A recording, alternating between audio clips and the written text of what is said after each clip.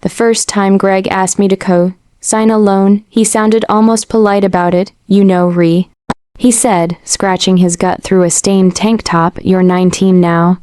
Got a clean credit score. That's a real privilege these days. You could help the family. The way he said family always made my skin crawl. He used it like a trapdoor, something you fall through when you're not paying attention. I was sitting at the kitchen table, textbooks spread out in front of me. I had midterms coming up. My highlighter was still uncapped in my hand. The smell of burnt grease from the night before clung to the walls. I can't co-sign anything, I replied carefully. I don't even have enough income. I'm trying to build credit for school loans. You think I don't know that? His voice snapped sharp and I flinched.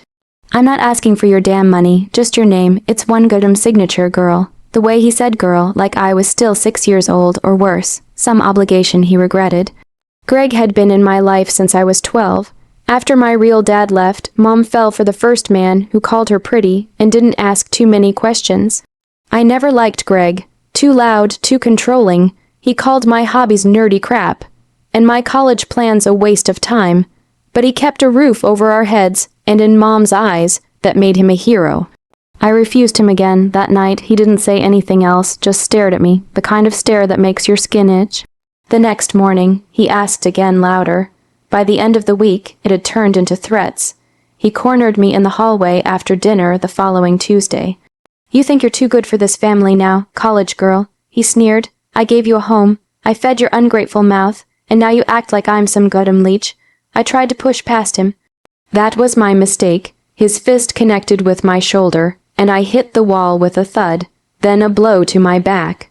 Then my arm. His breath was hot and sour with beer, and every word he screamed was a crack in the fragile illusion I had spent years maintaining.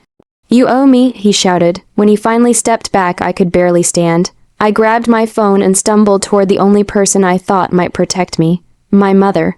She was in the living room, curled up with her blanket and her wine, watching reality TV like nothing in the world was wrong. Mom, I gasped, my voice shaking. He hit me. He attacked me. I said no to the loan again, and he lost it. She looked up, her expression unreadable. Then she blinked slowly and said, don't act like you're the victim here. I stood there in shock. You know how much stress he's been under. You could have helped. He's done so much for you. We've both sacrificed. I laughed. A broken, wild laugh that came from somewhere deep in my chest. I've sacrificed too, Mom. I gave up sleep, friends, peace. Just to get out of this house. You let him scream at me. You let him belittle me every day, and now you're just okay with this? She looked away. I'll never forget that. She didn't cry. She didn't yell. She just looked away, like I was a guest overstaying my welcome. Something inside me shattered. That night I didn't pack. I didn't grab old photos or journals or my favorite books. I knew if I stopped moving, I'd break down, so I left with just my backpack laptop, a charger, and 2 changes of clothes. Jamie, my best friend since 6th grade, opened her door at midnight without asking a single question. I collapsed onto her couch and stared at the ceiling for hours. How do you process the fact that the people who raised you don't actually love you? Not really. They love the version of you that stays quiet, that obeys, that signs what they ask you to sign, without reading the fine print of the pain it'll cost you. I didn't cry until the next morning, and when I did, it wasn't for the bruises. It was for the truth I'd been avoiding for years. I was never part of their family. I was a resource. A pawn, a means to an end. But that was the night something else was born inside me, too. Not hatred. Not revenge, resolve. If they wanted to burn down everything good in me, they'd have to watch me rebuild it better than they ever imagined.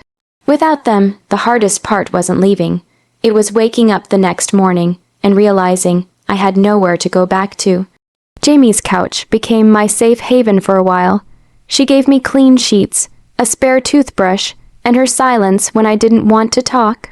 I'd lie awake listening to the hum of her fridge, wondering how a girl who grew up in chaos was supposed to live without it.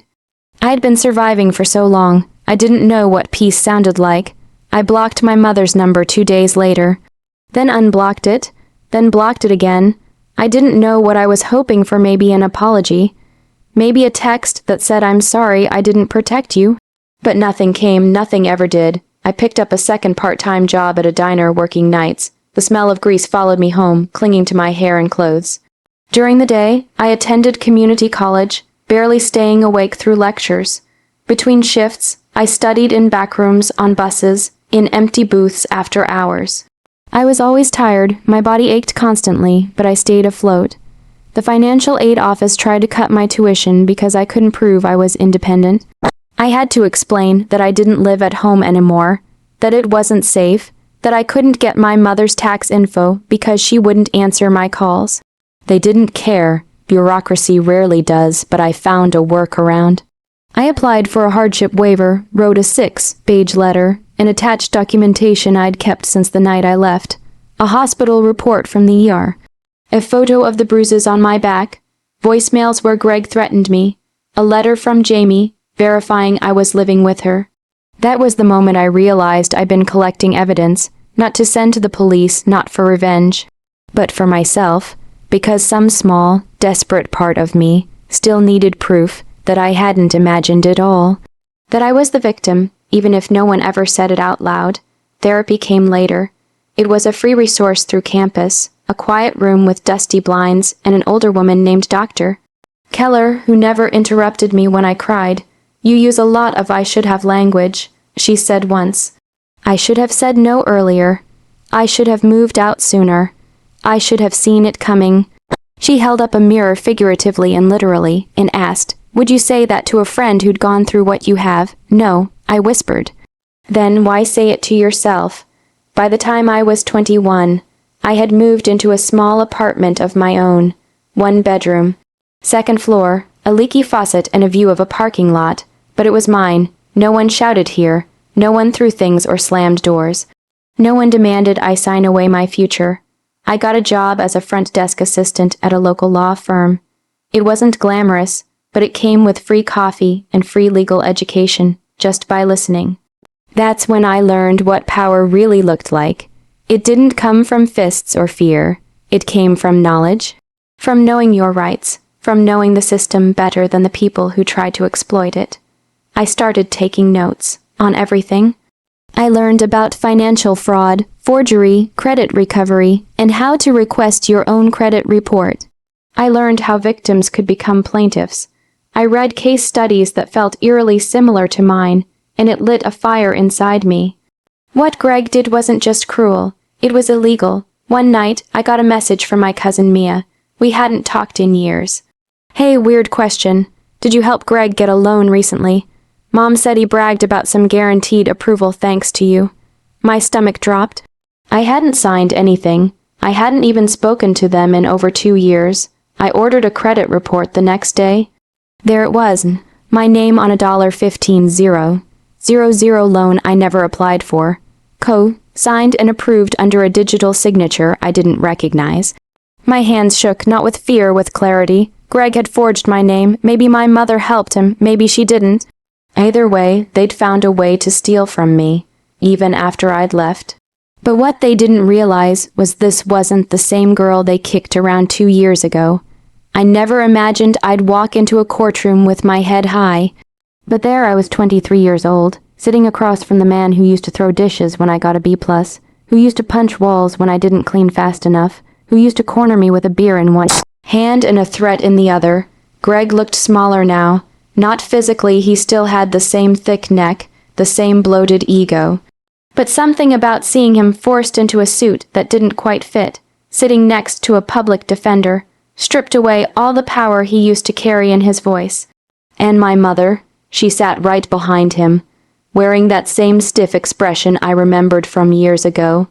Arms folded, jaw tight, the look of a woman still convinced none of this was her fault, but the world had changed. And so had I. It started with the credit report, the $15,000 loan in my name, co-signed digitally. The law firm I worked at took it seriously.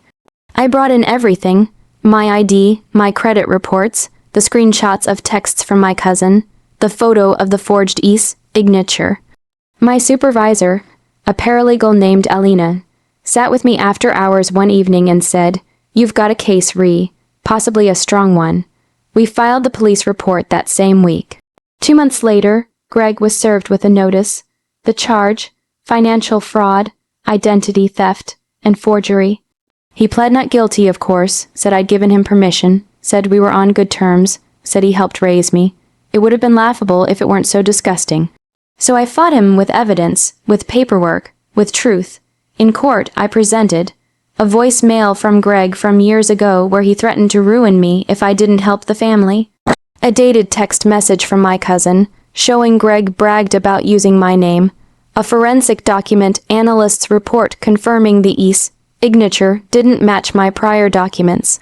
A witness letter from my boss at the law firm, who could attest to my character and my lack of involvement in any such loan. Photos of old bruises. A copy of the police report I filed the night I left. The courtroom was dead silent when I finished. The judge looked at me with something I hadn't seen in a long time: respect. My mother never made eye contact. She sat frozen, like she couldn't believe I'd actually done it. Like she was watching the daughter she never thought would stand up to her. But I didn't care about her anymore, not really. This wasn't about making her regret anything. This was about freeing myself. The verdict came 3 weeks later. Guilty. Greg was sentenced to 18 months in prison, followed by probation. He was ordered to pay restitution and barred from applying for loans in anyone else's name. My mother didn't say a word during sentencing, not even a sigh. Outside the courtroom, she followed me to the parking lot. She said quietly, "You didn't have to take it this far." I turned, looked her in the eyes. This woman who gave birth to me raised me, then stood by while a man beat me down again and again. I handed her an envelope. Inside was a single letter, printed on thick paper. "Mom, you watched him hit me.